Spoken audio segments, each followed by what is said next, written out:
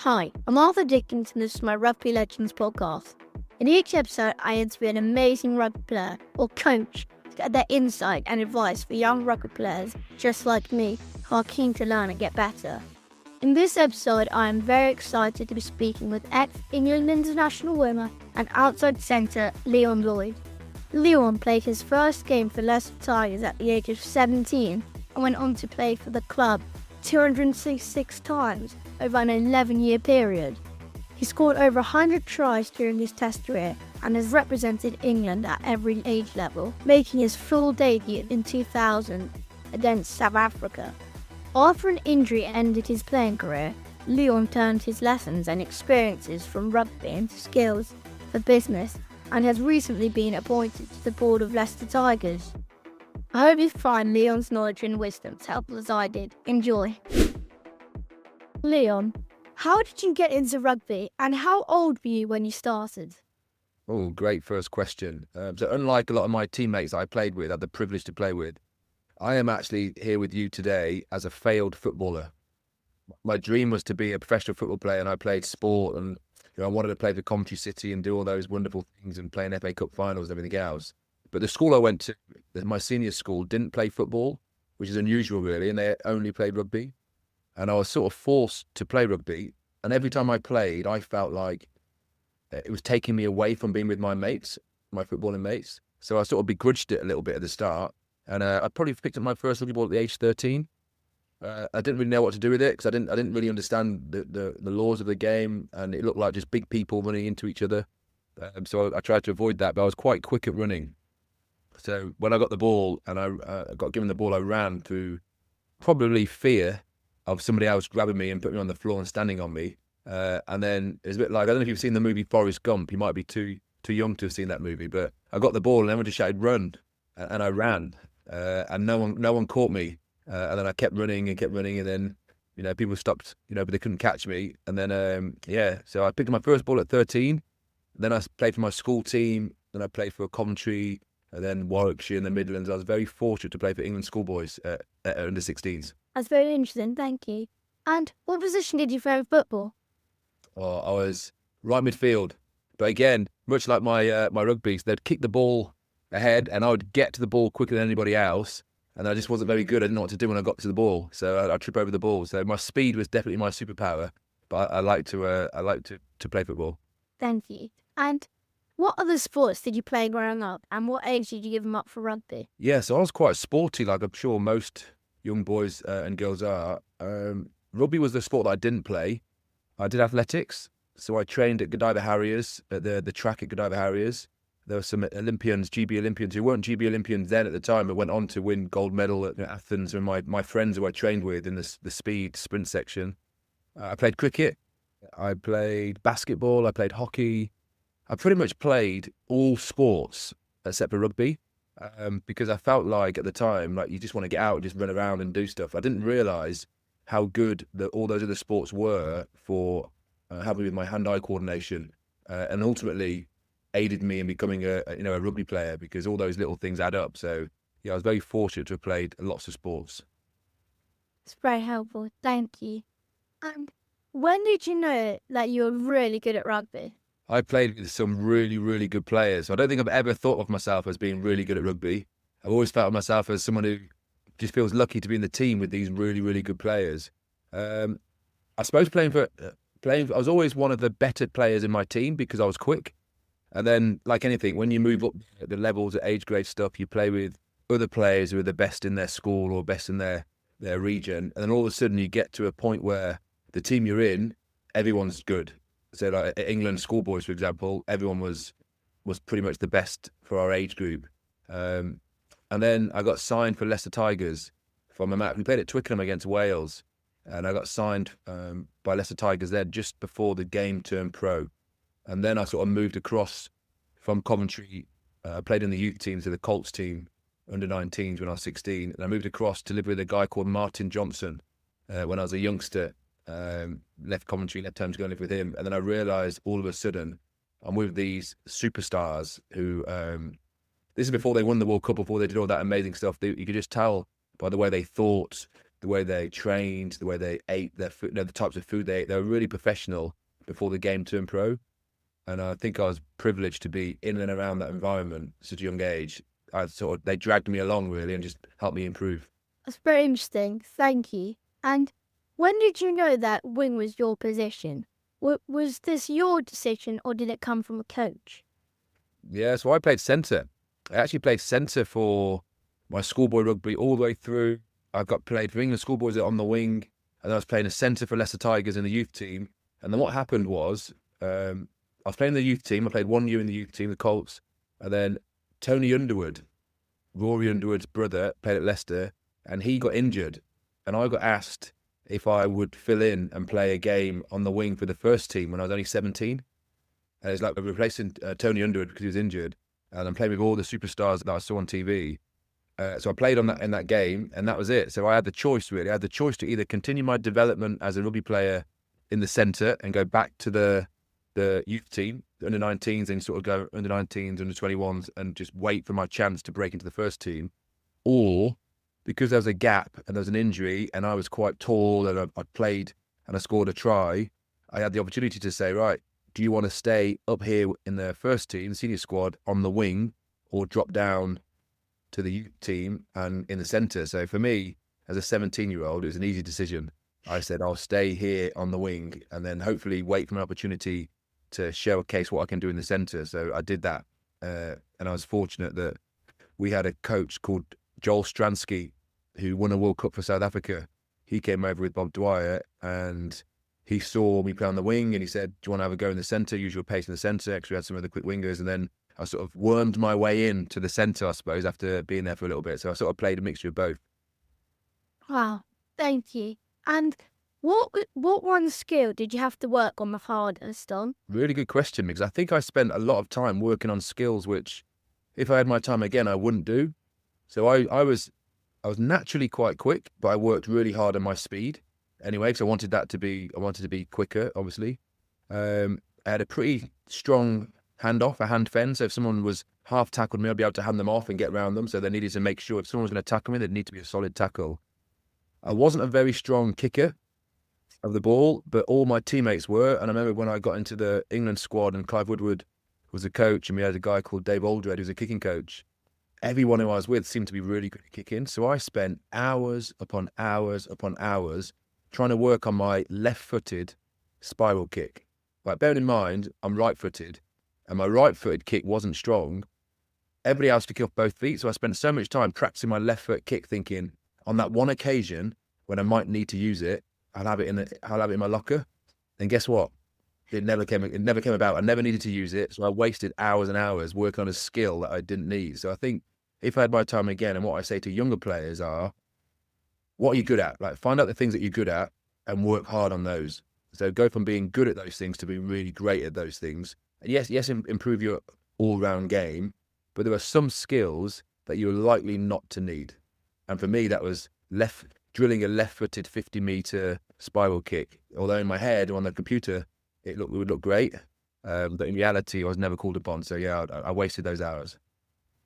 It's like you said, that's exactly what Dan Villa said. It says, instead of being good, make them your superpower.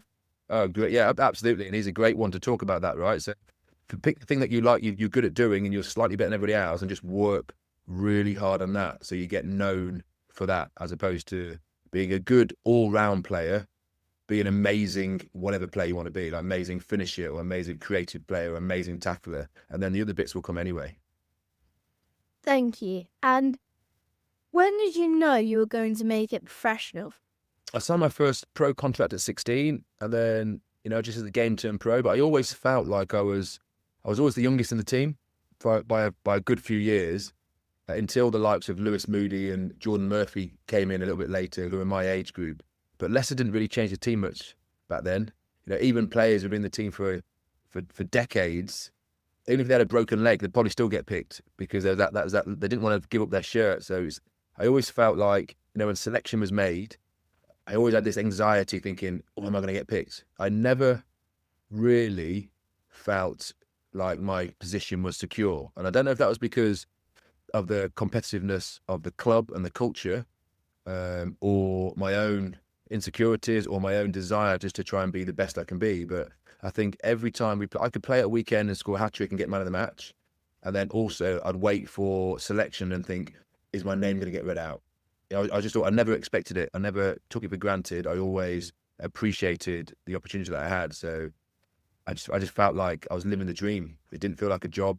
It felt like I was, getting paid to hang around my mates and, drive nice cars and be on TV. Very helpful, thank you. And you made your debut for Leicester, aged just 17. How scary was that? And how did you manage those fears? I remember it like it was yesterday. I was in the car park. So we trained. It was a Thursday night. So it wasn't a league debut. My first debut was playing against Rugby Lions. And we were in the car park on a Thursday night, and I'd already just played with the Colts team. So I'd already done a Thursday session getting ready for the match on Saturday. And the boss at the time was a guy called Tony Russ. And he walked out into the car park, and I was about to go and watch Neil Back, who's a former World Cup winner, British Lion. I'm sure you know who he is. And he used to drive me, when I first went to Leicester, he used to drive me over from Coventry. And I was going to go and watch Backy in the first team play against Rugby. And Tony Russ walked out and said, Tony Underwood's just got injured. We were players short. And Backy went, Lloyd, you'll play, he's got his boots. And literally, people talk about right time, right place. I was there. Backy didn't know I'd just done a pretty hard session, but I did have my boots, and I'd just done a hard training session. And Tony looked at me and went, have you got your boots? I don't even think he knew my name. And I went, really scared, I went, yes. And I jumped in the car, went over with Backy, got into the changing room, and I remember I sat on the floor, right? So walked the change, I walked through the door. No one was expecting me to play because I wasn't in the team. And there's Dean Richards and Adal Cardooni and John Liley and Rory Underwood and Stuart Potter and all these players which were the first team up here in the hierarchy. And I walk in with Backy. I think they must have thought I was just carrying his boots or something.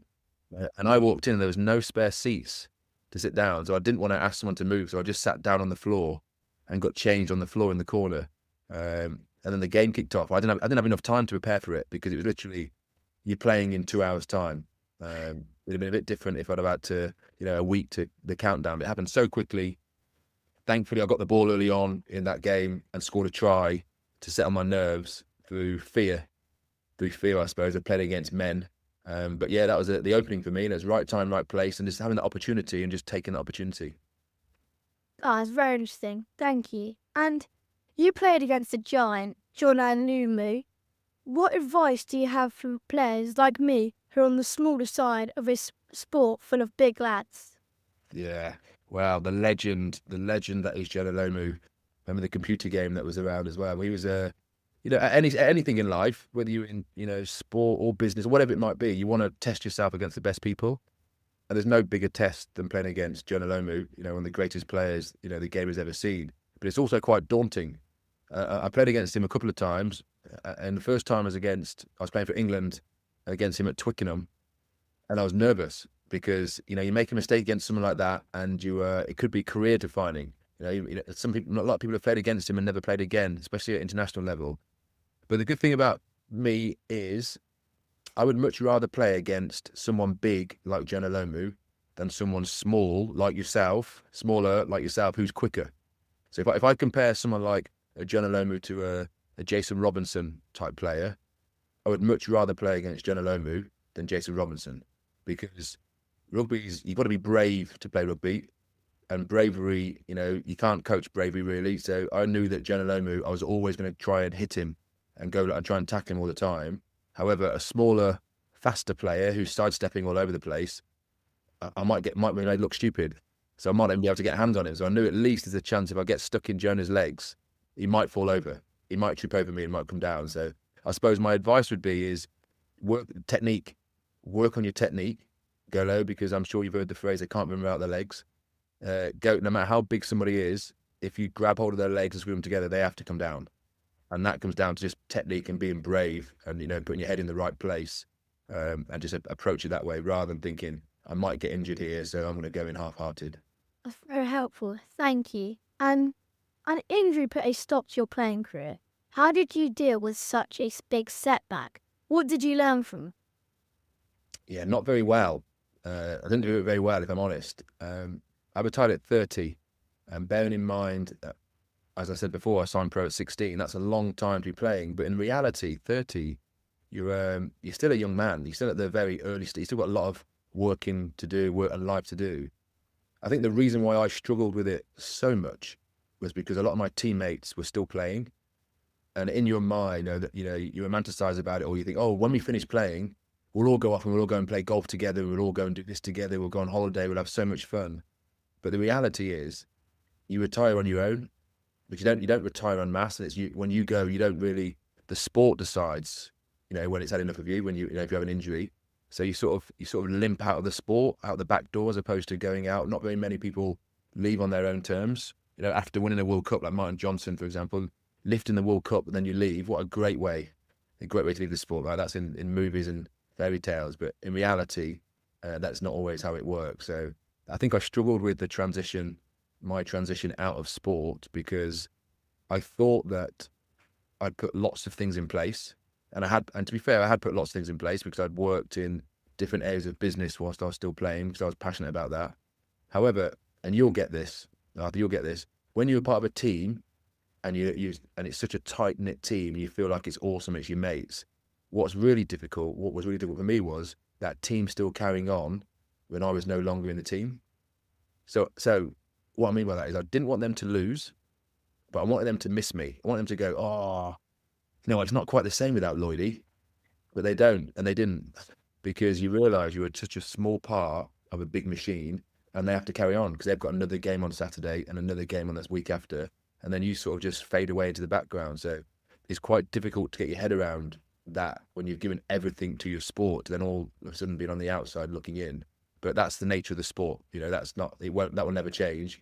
I just think maybe people can prepare better for that identity piece. It's very helpful. And what do you miss most about playing rugby? Really easy to answer that. The lads. The playing, the training, the pre-season training where you don't want to do it, but you're going to go through pain, shared pain together of going through that stuff. And then, the winning, even the losing, right? The winning and the losing, all of that is life skills that you are developing and you don't realize at the time, but they're so valuable. But doing it with your mates week in, week out, is a real privilege. And if I look back on my career now, people ask me all the time, do you miss playing? And I say, absolutely not. I do not miss playing. My body's broken and sore. But what I do miss is the 5 minutes before kickoff, when the changing room gets emptied, the coaches leave, it's just you, your mates, the captain, we're all in a huddle, we're looking around in each other's eyes, thinking about the opposition. We can hear them walking out the corridor onto the pitch, and we're there ready to go to battle against the enemy. And I sort of dramatize it a little bit, but that's how we felt, that's how we approached it. So I missed that bit, that feeling where the hair on the back of your neck stands up because you're going out to that contest with your friends. Then the game's a game, 80 minutes is 80 minutes. So I don't miss that bit, but I do miss when the final whistle's gone and I look around at my mates and they've all got blood and stitches and all snot and all messy and everything else. I didn't, by the way. I get myself clean and away from all that rubbish. But they're all in a mess. And I look around and we look at each other in the changing room. We look at each other in the eye and we say, great, same again next week. And that's pretty much what we did. We did that Saturday to Saturday, same again next week. And I think that's what I miss, when you're all on that shared journey going together. It's very helpful. And who's the best player you've played with or against?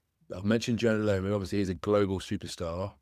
I've actually already mentioned two people, Neil Back, who drove me over to Leicester, and sort of he shaped the way I approach my personal life, professional life, everything else with a dedication. I live with Martin Johnson, so that absolutely shaped who I was and my accountability as a human being. Well, the person I haven't mentioned, Jordan Murphy. Jordan Murphy is one of the most talented players I've played with, because the size of him is built like, his nickname was the pencil. And that was because he was the size of a pencil, right? He's really small. But he was so brave, he was so skillful and so talented. And anytime if I was picking a team, I'd pick his name. His name would be on the sheet. So, very lucky to have played against those, played with or against those guys. So, yeah, so it'd be tough to pick one because they've all got different things. They've all got different skills and attributes. But I'd like to make a player made up of all those people. That would be a super player, wouldn't it? Thank you. And what wisdom do you have now that you wished you had at the age of 17? So I think when I was playing, I lived in the moment. So if I played on a Saturday, and I said before, I felt privileged to be there. If I didn't play very well, I'd go home and I'd watch the game on TV, or I'd read the match report, and then I'd sort of like be down in the dumps and wait to try and put it right during training on the next weekend.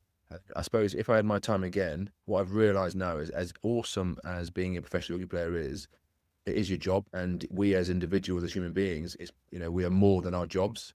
So I think I'd probably cut myself some slack a little bit, not take everything so personal, and be so focused, and try and have a little. Yes, I did have fun. I absolutely had loads of fun, but we celebrated fun when we won trophies, and there were lots of other times when we could have celebrated more, because it's not always just about winning trophies. Yes, we won. Oh God, I think I won 11 trophies with the Tigers when I was there, and lost in 5 finals. So that's a lot of. If you think about your career, there are good high points and a few low points, but there's also lots of other points in your career which you can celebrate. And I think I was so focused on trying to be the best I could be that I think maybe if I had my time again, I'd relax a little bit more, or certainly pick points in the season where I could let my hair down, even though I haven't got much hair. And based on your experience, what would you say makes a great team? I think accountability. So I don't need my teammates to tell me when I make a mistake, or the video analysis, or my coach. Is just owning your mistakes. I think that's really important. I need to be able to trust my teammates, and they need to be able to trust me that I'm doing the right thing for the team. No one person is bigger than the team. So I think understanding that the role that you play within that team is hugely, hugely important.